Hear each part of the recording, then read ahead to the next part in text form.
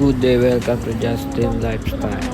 Ayan, pumunta nga pala kami sa Westfield para mamili ng aming ulamin. Pero bago yun, hintay muna tayo ng bus. At ayan, waiting nga pala kami. Sobrang lamig kaya napabubble joe kami. At ayan, may motor na napakaangas. Hindi ba? At ayan na ang orbiter. At ayan, ganito nga pala dito. Pagka bababa ka, pipindutin mo lang yan. Tung ding!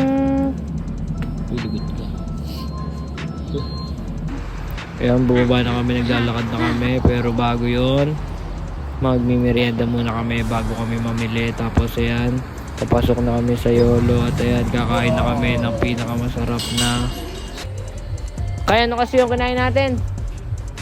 Ano yung kinain natin? Sa Yolo? Ano tawag doon? Ano tawag doon? Oreo. Oreo lang? Kaya kumakain na kami. Tapos yun, tapos na papunta na kami sa Pack and Save. Tapos ayan yung mga neuron nakaparking. At ayan, papasok na kami sa Westfield. Pero dumaan muna kami sa Sterling. At ayan yung sombrero, napakangas, hindi ba? At ayan pa nga sa LA.